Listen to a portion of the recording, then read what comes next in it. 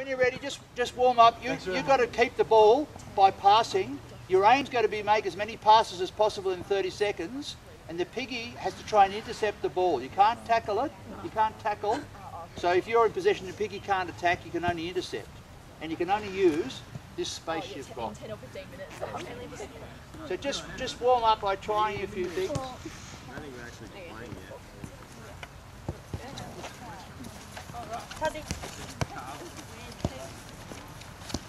Have you got 3, have you? You play soccer, don't you? You okay to go? Who do you play for? Oh, good. Oh, really?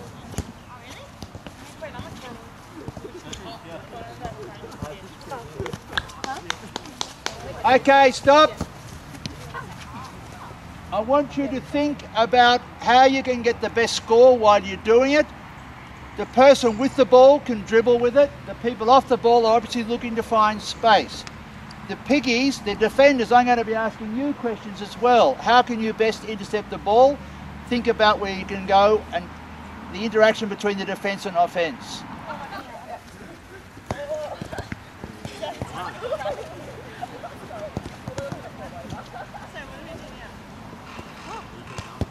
Five seconds to go.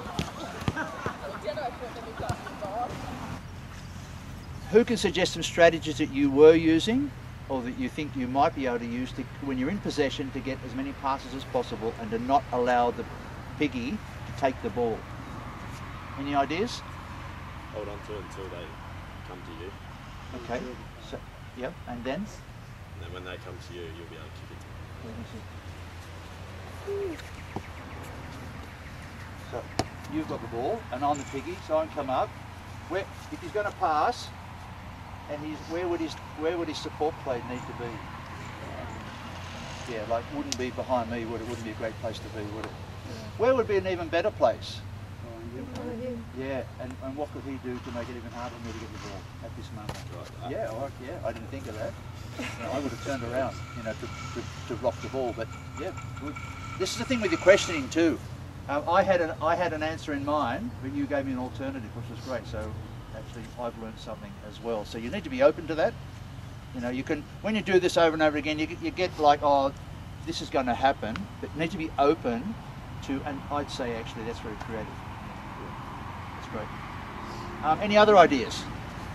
When you've got the ball, and how can you make it difficult for the piggy to, you've got the ball, you've got two players off the ball. What decisions the piggy got to make about pressure? Who would the piggy pressure? The ball carrier or one of the receivers? What do you think? Ball carrier? Yeah, why would that be? Because if you go and stand on one of the people backwards, exactly. so it's going to kick it between the two. Yeah, you can't get across. What's the piggy's strategy going to be then to cover, say you two are the ball receivers, right? Maybe we're at the end of the pitch, they can't get behind you.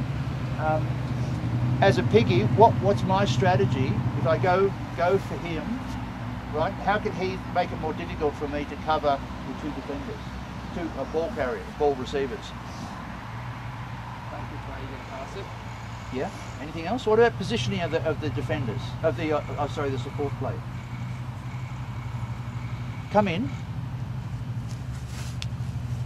I can, if he wanted to pass now, I can cover either one. What makes it more difficult for me to cover either one? Yeah, so what are we using?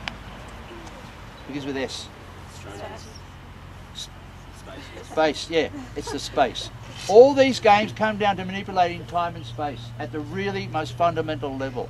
So in this game here, with the ball, you've got to make it as difficult as possible for the piggy to cover the possible ball receivers, and you've got to think of strategies that use the space to the best of your ability. If we worked in a bigger space, it'd be much easier. But I've kept the space at this level to provide a little bit of a challenge for you. Okay, so change piggies, we'll go back, we'll do a couple more rounds and see how we develop. Is that your ball? Go. Start.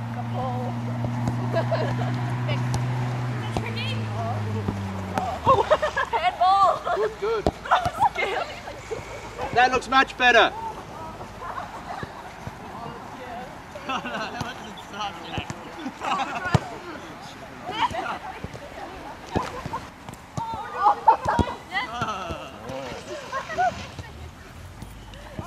Okay, swap piggies. That looked lots better, all of you. There was a lot more movement, a lot more use of space, and a lot more successful passes.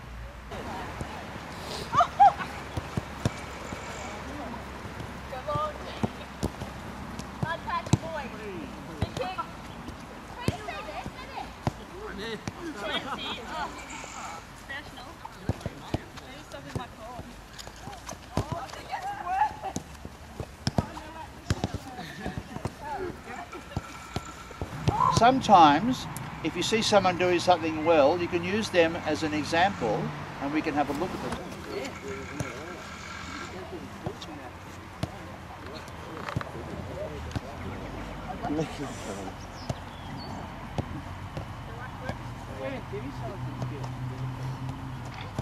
Okay, all right, come back in. Good, well done. They made it look easy. What was their strategy? Moving into space. Yeah, it does seem to work square. Quick Yeah, passes. moving into space. Using the corner. Yeah, they used the triangle, didn't they? So what was that doing? Using that triangle, what did that do? What did it do for the pig? What did it make the piggy? How did it make it difficult for the piggy? Always chasing. Yeah, and it gave each person with the ball 2 options, didn't it? What could the piggy do to counter that? Why don't you go away and try? Go away and try the triangle thing out. We may have solved the case. I may not be able to use this thing again. Okay, start.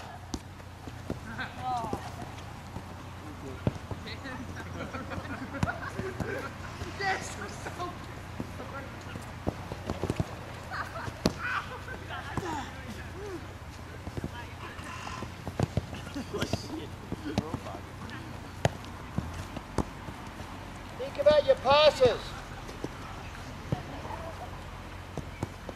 The idea was good with the triangle, but to get that to work, what sort of passes have you got to use?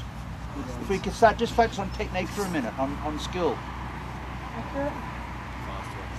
So, yeah, so what happens when you hit a slow pass, because you're in a small space, what happens? Cut it off. Yeah, the piggy's got time. You've given them time, haven't you? So you've taken away some of their space by spreading, but you've given them time if your passes aren't flat and quick. What happens if the ball goes out with your 30 seconds time to score? Reset the play. Yeah, so you've lost X amount of time, haven't you? So you don't want the ball to go out. So what does that mean about your control with the ball? Yeah, so you have to control well. So now we can actually bring in a couple of tips with the, but no one was doing, what children will often do wrong is they're too hard when they receive the ball, so the ball bounces away. So you can come in and tell them, you know, use that part of your foot or this part of your foot to trap the ball, but give it so you can control it. If you've got a little bit of a better skill, at some stage, if you've got a triangle and the piggy's really on one corner, how can you really quickly pass the ball before they can get to you?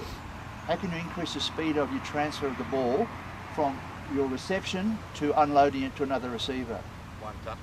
Yeah, one touch.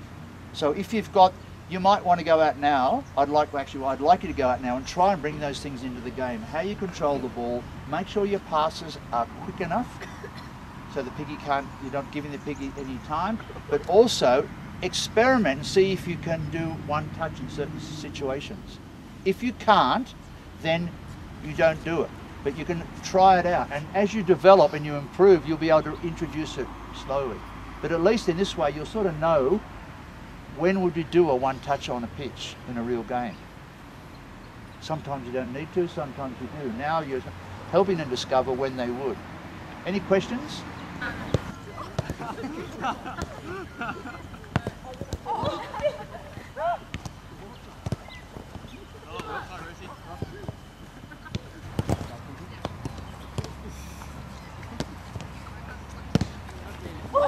With the traditional approach, we would have been told how to control the ball, how to push it, so on, and then we try and put that into a game. Whereas this way, in a game, and as it emerges as important, the teacher or the coach picks it up, offers some tips to do it, and goes back into the game. But we're staying in that game situation. What's the advantage of that as compared with doing drills and then putting them together in a game?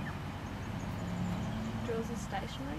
Yep, so that they wouldn't be too much like the game. Yeah. And what else would you develop when in a game situation, while we're focusing on technique, when necessary, what's also happening at the same time? Are we learning anything else? Awareness. Yeah, awareness. It's a really important factor. What else? By awareness, what do you mean? Oh, just like where the other players are? Yep, So where the to players pass are, it. where the spaces are. Yep. What else are you doing? You're under pressure. Yeah. What's happening here? Is anything happening? Making decisions. Yeah, you're thinking, aren't you? So you're engaged physically and intellectually in the game. And as they heat up and they become more competitive, a bit of emotional engagement can happen as well. So the point being that these sorts of games are teaching you how to play the game, and you're developing the technical aspects of the game in the context of the game. As I watched you play, things came up to me, pulled you in, asked you to think about it, go out, apply it and work on it. We've built up on it. One point I wanted to make also was that you've got to get your maximum value out of each activity, and that comes with the pedagogy. It comes with, first of all, being able to spot what's going on and to be able to encourage people to think about it, but it involves bringing you into the lesson, so becoming learner-centered. So in other words, it's not so much about me, it's about what can I structure for you to learn, as opposed to what can I teach you. Right? The traditional approach, I'm going to teach you how to dribble, how to push pass, how to control the ball, and so on. Whereas this approach, I'm going to structure something where you're going to learn it. So they're two quite significant differences. And it can be quite difficult to shift from a traditional directive approach to this sort of thing, but you guys have done really well. You've got the ball, 4 controlled passes. I'll count, or you can count them out. 1, 2, 3, 4. You get 4, that's a point. No tackling, but you can intercept. Look at the space, use the space. Yep.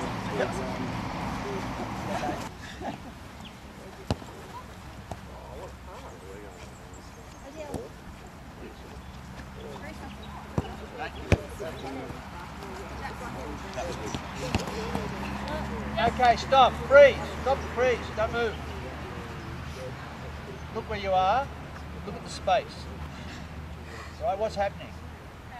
Yeah, you're bunching like 11-year-olds on the Saturday morning. Yeah, so look at the space. What happens if you're in possession of the ball and one of your players goes out there? So who's on your side? Go out there.